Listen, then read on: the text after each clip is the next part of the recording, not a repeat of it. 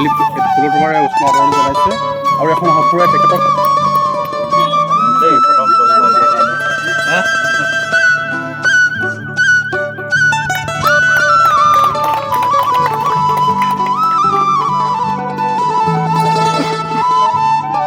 আৰু এখন প্ৰমাণপত্ৰৰে তেখেতক স্বীকৃতি দিছে।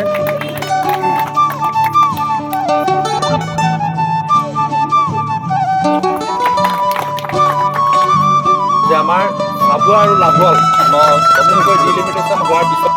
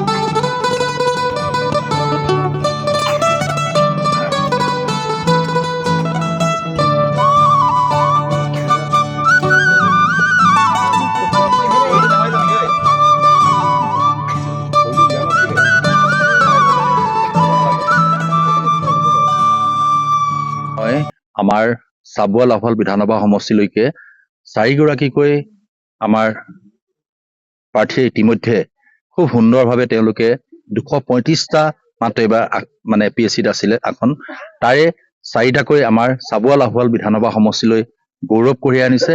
পোনপ্ৰথমে মই আমাৰ গোটেই চাৰিগৰাকীকে মই মোৰ ফালৰ পৰা আন্তৰিক ধন্যবাদ আৰু কৃতজ্ঞতা জনাইছো। তেওঁলোকৰ পিতৃ মাতৃ, তেওঁলোকৰ শিক্ষাগুৰু, ওচৰ চুবুৰীয়া সকলোকে মই ধন্যবাদ জনাইছো যে আমাৰ কাৰণে, আমাৰ সমষ্টিটোৰ কাৰণে, অসমৰ কাৰণে মানৱ সম্পদ হিচাপে আমালৈ যি গৌৰৱ কঢ়িয়াই আনিলে। এই চেগতে এটা কথা ক'ব লাগিব, 2016 চনত আমাৰ সেই সময়ৰ মুখ্যমন্ত্ৰী, বৰ্তমান আমাৰ কেন্দ্ৰীয় মন্ত্ৰী সৰ্বানন্দ সোণোৱাল ডাঙৰীয়াৰ নেতৃত্বত আমি চৰকাৰ গঠন কৰিছিলো আৰু প্ৰথম পদক্ষেপ আছিল যে APSCৰ যিখিনি কেলেংকাৰী আৰু APSC কেলেংকাৰীত এই ধৰণে বহুতে ভুৱা চাকৰি লৈ DTO, একাউণ্টছ অফিচাৰ বা বিভিন্ন পদত, কোনোবা APS আছিলে, কোনোবা ACS আছিলে, আপোনালোকে দেখিছে ভাই বহু কেইজনক জেললৈকে প্ৰেৰণ কৰা হৈছিলে যে মানে বক্ৰ পথেৰে তেওঁলোকে এই ধৰণে চাকৰি লৈছিল। আৰু ঠিক তেনেকে ৰাকেশ পালৰ নিচিনা ব্যক্তিয়ে গোটেই গ্ৰাস কৰি পেলাইছিল। কোনোবা মন্ত্ৰী MLA প্ৰায় তেনেকুৱা বিলাকৰ ল'ৰা ছোৱালীহে APSCত অন্তৰ্ভুক্ত হৈছিল। আমাৰ গাঁৱৰ সেই কৃষকৰ কন্যাই হওক, পুত্ৰই হওক, বাগিচা চাহ শ্ৰমিকৰ পুত্ৰ কন্যাই হওক, এই ধৰণে কিন্তু অন্তৰ্ভুক্তি হবলৈ সুবিধা পোৱা নাছিল। আপোনালোকে জানে যে আমাৰ 2016 চনৰ পৰা APSCটো সম্পূৰ্ণ নিকাভাৱে হোৱাৰ কাৰণে আমাৰ গাঁৱৰ কৃষকৰ পুত্ৰ কন্যাই এতিয়া অন্তৰ্ভুক্ত হবলৈ স্থান পাইছে। এই সুযোগতে অসমৰ মাননীয় মুখ্যমন্ত্ৰী ডক্টৰ হিমন্ত বিশ্ব শৰ্মা ডাঙৰীয়াক ধন্যবাদ আৰু কৃতজ্ঞতা জনাইছো। আৰু ADR পৰীক্ষাবিলাক আপোনালোকে দেখিছে যে 3rd গ্ৰেড 4th গ্ৰেড বিলাকো খুব নিকাভাৱে হৈছে। বৃহত্তৰ মই য'ত আছো এতিয়া থিয় হৈ ৰমৰীয়া কণাঘাট অঞ্চলত আছো, এই অঞ্চলতো যোৱা সময়খিনিত প্ৰায় ভালে সংখ্যক আমাৰ নিবনুৱা যুৱক যুৱতীয়ে মেৰিট বেচিছত ইতিমধ্যে চাকৰি পাবলৈ সক্ষম হৈছে। সেইকাৰণে মই আশা কৰো যে আমাৰ সুস্মিতা বৰুৱাৰ বাকীঘৰত এতিয়া মই আছো, ৰাইজো আছে, মই ৰাইজৰ লগতো আলাপ আলোচনা কৰিছো যে তেনেকৈ আমাৰ প্ৰেৰণা হওক, আমাৰ প্ৰেৰণাৰ প্ৰতীক হিচাপে আমাৰ সুস্মিতা বৰুৱাই যাতে তাই আজি পাইছে, ভৱিষ্যতে এই অঞ্চলৰ পৰা তাইও আকৌ এনেকে শিকাব যে কেনেকে আমি কি কৰিব লাগে, APSCত আমি অন্তৰ্ভুক্ত হ'বৰ কাৰণে বা এক্সাম দিবৰ কাৰণে আমি কেনেকে আগুৱাব লাগে, কোনখিনি সময়ত আমি এপ্লাই কৰিব লাগে, কেতিয়া কি পৰীক্ষা হয়, এই গোটেই কথাখিনি তাইও কেতিয়াবা যেতিয়া ঘৰলৈকে আহিব কাম সামৰি পেলাই বা কেতিয়াবা ছুটীত আহিব বা ওচৰতে যদি থাকে অহা যোৱা কৰিব, সেইখিনি সময় ফ্ৰী দিনটোত অন্ততঃ ওচৰৰ ছাত্ৰ ছাত্ৰীখিনিক বহুৱাই যদি তাই অকমান যদি এনেকে যদি শিক্ষাখিনি দিয়ে, মই ভাবো যে আৰু আমাৰ উঠি অহা আমাৰ কৃষকৰ পুত্ৰ কন্যাই হওক, বাগিচা চাহ শ্ৰমিকৰ পুত্ৰ কন্যাই হওক, আৰু আমালৈ মানৱ সম্পদ হিচাপে গৌৰৱ কঢ়িয়াই আনিব। আৰু সেইকাৰণে মই আজি এই অঞ্চললৈ আহিলো। আমাৰ কাৰণে যথেষ্ট গৌৰৱৰ দিন বা গৌৰৱৰ কথা যে আমাৰ সমষ্টিৰে 4গৰাকীকৈ মানৱ সম্পদ হিচাপে যি গৌৰৱ কঢ়িয়াই আনিছে, মই গোটেই কেইগৰাকীকে ধন্যবাদ আৰু কৃতজ্ঞতা জনাইছো। বোকাত পদুম ফুল ফুলে আপোনালোকে নিশ্চয় দেখিছে। আমাৰ সুস্মিতা বৰুৱাকে দেখা পাইছো, বা আমাৰ অলপ আগতে আমি চাহ শ্ৰমিকৰ এগৰাকী কন্যাৰ ওচৰলৈ গৈছো, ছাত্ৰীৰ ওচৰলৈ গৈছিলো, কিৰণ কুৰ্মী। তো এইবিলাকে আমাক মানে আমি দেখা পাইছো যে বোকাত পদুমৰ যিটো কথা কোৱা হৈছে, ইয়াত পলিটিকেল কথা নাহে বাৰু, বোকাত পদুম ফুল বুলি ক'লে বিজেপিৰ কথা নাহে বাৰু, কিন্তু বোকাত যে সঁচাকৈ পদুম ফুলে সেইটোতো ইয়াৰ উদাহৰণ আমি সুস্মিতা বৰুৱা, কিৰণ কুৰ্মী, ইন্দ্ৰাণী সেনাপতি এই ধৰণে আমি দেখিবলৈ সক্ষম হৈছো। চাহ বাগিচাৰ সন্তান, সুদূৰ চাহ বাগিচাৰ কোৱাৰ্টাৰৰ পৰা গৈ চাহ বাগিচাত খেলি ডাঙৰ দীঘল হোৱা ছোৱালীগৰাকী আজি এগৰাকী APSCৰ বিষয়া হৈছে। যথেষ্ট এটা অঞ্চলটোৰ কাৰণে গৌৰৱৰ বিষয়। আপুনি এজন শুভাকাংক্ষী হিচাপে আজি আহিছে, সম্বৰ্ধনা জ্ঞাপন কৰিছে, কি ক'ব বিচাৰিব? খুব ভাল লাগিছে। আজি কিৰণ কুৰ্মী তেখেত ডাঙৰীয়ানে আজি আমাৰ APS অফিচাৰ পাবলৈ সক্ষম হৈছে, আৰু এইটো সমগ্ৰ আমাৰ দিকম অঞ্চলৰ লগতে অসমৰ এটা ভাল গৌৰৱ কঢ়িয়াই আনিছে। তেখেত একাউণ্ট অফিচাৰ হিচাপে আজি চাকৰি পাবলৈ সক্ষম হৈছে।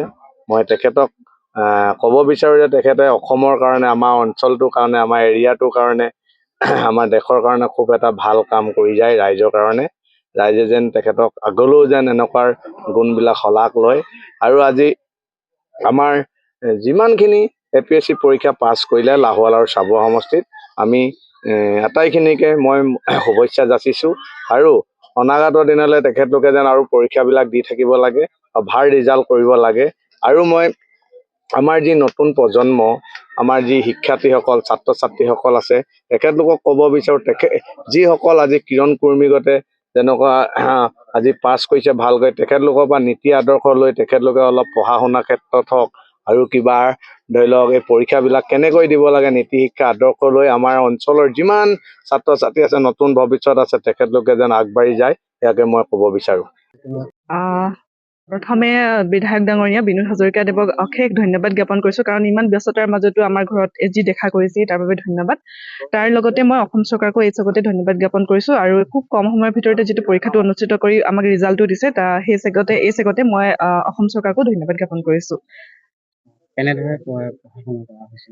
আচলতে পঢ়া শুনা বুলি ক'বলৈ গ'লে আমাৰ যিটো 3টা পৰ্যায়ত পৰীক্ষাবিলাক অনুষ্ঠিত কৰা হয়, গতিকে 3টা পৰ্যায়ৰ কাৰণে মই 3 ধৰণে মই প্ৰিপেৰেশ্যন ষ্টাৰ্ট কৰিছিলোঁ আৰু নিয়মীয়াকৈ পঢ়ি গৈছিলোঁ আৰু সদায় মই যিখিনি নিউজ এনালিচিছে হওক সেইখিনি ফ'ল' কৰিছিলোঁ। বাকী চিলেবাছ ৱাইজ মই পঢ়িবলৈ যত্ন কৰিছিলোঁ। এই ক্ষেত্ৰত কৃতিত্ব কাক দিয়ে? কৃতিত্ব মোৰ ঘৰৰ পৰিয়ালটো থাকিবই। মোৰ তাৰ লগতে মোৰ বা আছিলে তৃষ্ণা বৰুৱা বা, তাই মোক বহুতখিনি সহায় সহযোগিতা আগবঢ়াইছে। তাৰ লগতে মোৰ যিসকল শিক্ষাগুৰু আছিলে, মই শিক্ষাগুৰুকো এই চেগতে তেওঁলোকক ধন্যবাদ জ্ঞাপন কৰিব বিচাৰিছোঁ। নৱপ্ৰজন্মৰ ছাত্ৰ ছাত্ৰীক উদ্দেশ্যি কি ক'ব? আচলতে উদ্দেশ্যি ক'বলৈ এইটোৱে ক'ম, সকলোৱে নিজৰ নিজৰ সপোন দেখক আৰু সেই সপোনৰ দিশত আগুৱাই যাবলৈ এজন অন্ততঃ ৰোল মডেল হিচাপে কাৰোবাক নিৰ্বাচিত কৰি লওক আৰু তেওঁলোকক ফ'ল' কৰি পেলাই হওক যিখিনি কাম কৰিব লাগে সময়ত সেইখিনি কাম কৰি যাওক, নিশ্চয় সফল হ'ব, সেইটোৱে মই ক'ম।